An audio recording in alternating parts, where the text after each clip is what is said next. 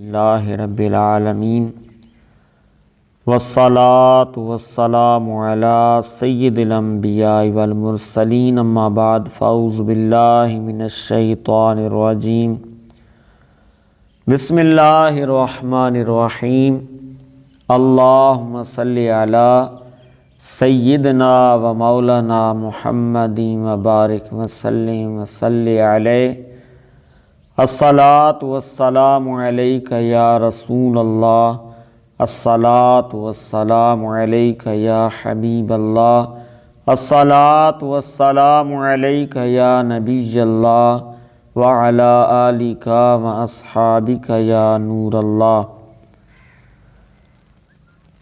میرے بھائیو، آج ہم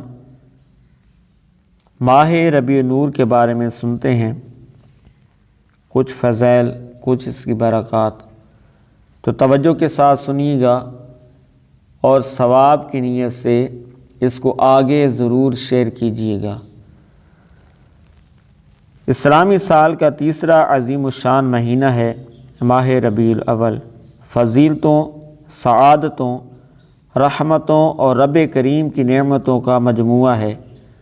عاشقان رسول اس مبارک مہینے کو ماہ میلاد کے نام سے بھی یاد کرتے ہیں، کیونکہ وہ ذات پاک جن کو اللہ کریم نے تمام جہانوں کے لیے رحمت بنا کر بھیجا، جن کی خاطر ساری کائنات کو سجایا گیا، وہ عظمتوں والے نبی صلی اللہ علیہ وآلہ وسلم اسی ماہ مبارک میں دنیا میں تشریف لائے۔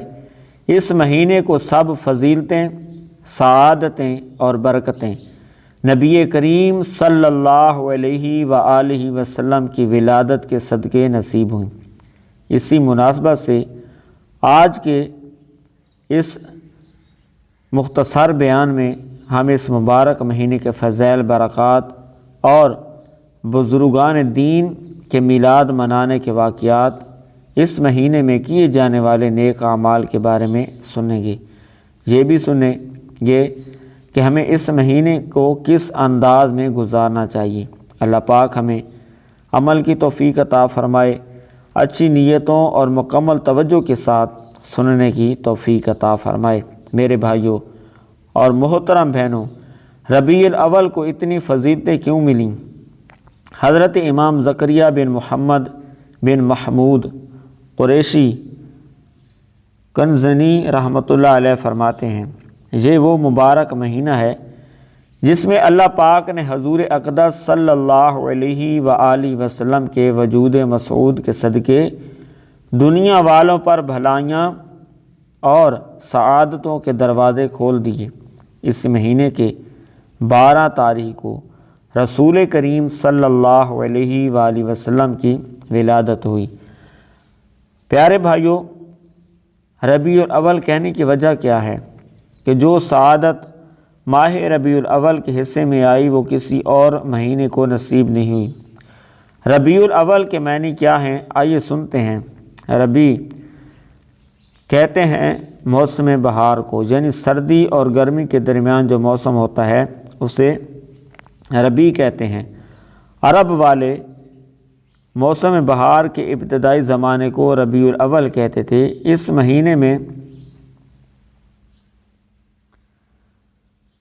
برسات میں گیلی لکڑی کے بھیگنے سے چھتری کی طرح ایک گھاس اگ جاتی ہے، اردو میں اسے کہنی کہتے ہیں، اور پھول پیدا ہوتے تھے۔ جس وقت پھولوں کی پیداوار ہوتی ہے ان دنوں کو ربیع الاخر کہتے ہیں۔ جب مہینوں کے نام رکھے گئے تو سفر کے بعد والے 2 مہینوں کو انہی 2 موسموں کے ناموں پر ربیع الاول اور ربیع الاخر کا نام دیا گیا۔ پیارے بھائیوں، یقیناً اللہ پاک کے آخری نبی مکی مدنی محمد مصطفیٰ صلی اللہ علیہ وسلم دنیا میں تشریف نہ لاتے تو نہ کوئی عید ہوتی، نہ کوئی رات شب برات یعنی چھٹکارے کی رات ہوتی، بلکہ کون و مکان کی تمام تر رونق اور شان نبی اکرم صلی اللہ علیہ وسلم کے قدموں کی دھول کا صدقہ ہے۔ اس مبارک مہینے کی 12ویں تاریخ بہت ہی سعادتوں اور عظمتوں والی ہے، کیونکہ مکی مدنی رسول ہاشمی صلی اللہ علیہ وسلم کی ولادت باسعادت بروز پیر 12 ربیع الاول کو ہوئی۔ یہی وجہ ہے کہ اس دن عاشقان رسول اپنی حیثیت کے مطابق محافل میلاد سجاتے اور اللہ کریم کی رحمتوں سے حصہ پاتے ہیں۔ آئیے اسی مناسبت سے ایک واقعہ سنتے ہیں۔ حضرت شاہ ولی اللہ محدث دہلوی رحمۃ اللہ علیہ فرماتے ہیں، میں ایک مرتبہ اس محفل میلاد میں حاضر ہوا جو مکہ شریف میں ربیع الاول کی 12ویں تاریخ کو مولود النبی یعنی سرکار مدینہ صلی اللہ علیہ وسلم کی ولادت گاہ میں ہوئی تھی۔ جس وقت ولادت کا ذکر پڑھا جا رہا تھا، میں نے دیکھا کہ اچانک اس محفل سے کچھ انوار بلند ہوئے۔ میں نے ان پر انوار پر غور کیا تو معلوم ہوا کہ وہ رحمت الہی اور ان فرشتوں کے انوار تھے جو ایسی محافل میں حاضر ہوا کرتے ہیں۔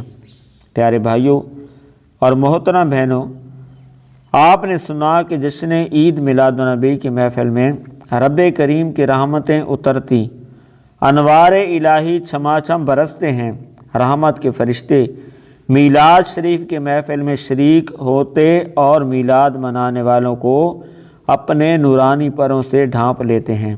میلاد شریف منانے والوں سے رب کریم خوش ہوتا ہے اور ان پر اپنے انعامات و اکرامات کی بارشیں بھی فرماتا ہے۔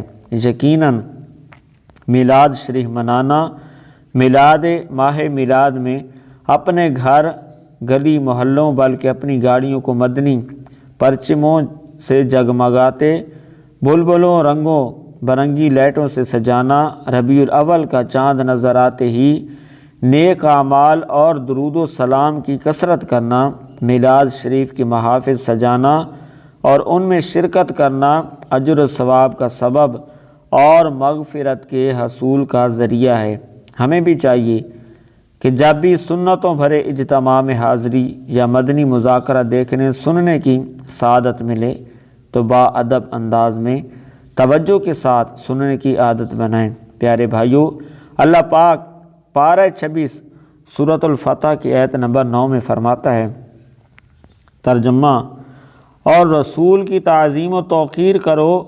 تفسیر صلاۃ الجنان میں اس آیت کے تحت لکھا ہے، معلوم ہوا کہ اللہ پاک کی بارگاہ میں حضور پرنور صلی اللہ علیہ وسلم کی تعظیم اور توقیر انتہائی مطلوب ہے اور بے انتہا اہمیت کی حامل ہے، کیونکہ یہ اللہ پاک نے تسبیح پاکی اپنے حبیب صلی اللہ علیہ وسلم کی تعظیم و توقیر کو مقدم فرمایا ہے۔ جو لوگ ایمان لانے کے بعد آپ صلی اللہ علیہ وسلم کی تعظیم کرتے ہیں، ان کے کامیاب اور بامراد ہونے کا اعلان کرتے ہوئے اللہ پاک ارشاد فرماتا ہے، ترجمہ: کنز العرفان: تو وہ لوگ جو اس نبی پر ایمان لائے اور اس کی تعظیم کریں اور اس کی مدد کریں اور اس نور کی پیروی کریں جو اس کے ساتھ نازل کیا گیا، تو وہی لوگ فلاح پانے والے ہیں۔ اے عاشقان میلاد، ربیع الاول کے فضائل اور اس کی برکتوں کے بارے میں سن رہے تھے کہ ربیع الاول کی عظمتیں کیا ہیں۔ اسے کائنات کی سب سے عظمت شان والی ہستی یعنی پیارے نبی صلی اللہ علیہ وسلم سے خاص نسبت حاصل ہے۔ اسی نسبت والے اس مہینے کی شان و عظمت کو 4 چاند لگا دیے اور اس کی 12ویں رات کو نورانی بنا دیا ہے، کیونکہ اس مہینے میں رب کریم کی سب سے بڑی رحمت ہم گناہ گاروں کو نصیب ہوئی اور اپنا محبوب ہمیں عطا فرمایا۔ لہٰذا ہمیں چاہیے کہ اس رحمت ملنے پر اللہ پاک کا شکر ادا کریں اور اس کی رحمت پر خوشیاں منائیں، کیونکہ رحمت الہی ملنے پر خوشی منانے کا حکم تو اللہ کریم نے خود ارشاد فرمایا ہے۔ چنانچہ پارہ 11 سورہ یونس کی آیت نمبر 58 میں 48 میں ارشاد ہوتا ہے قل بفضل اللہ وبرحمتہ فبذالک فلیفرحوا وہو خیر مما یجمعون۔ ترجمہ، تم فرماؤ اللہ کے فضل اور اس کی رحمت پر ہی خوشی منانی چاہیے، یہ اس سے بہتر ہے جو وہ جمع کرتے ہیں۔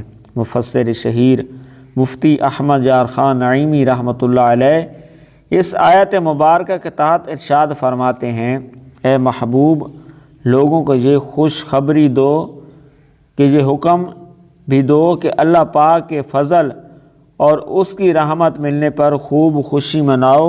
عمومی خوشی تو ہر وقت مناؤ اور خصوصی خوشی اس تاریخ میں کہ جس میں نعمت آئی، یعنی رمضان میں کہ اللہ پاک کا فضل قرآن آیا۔ ربیع الاول میں خصوصاً 12ویں تاریخ کو رحمت للعالمین یعنی محمد مصطفیٰ صلی اللہ علیہ وسلم پیدا ہوئے۔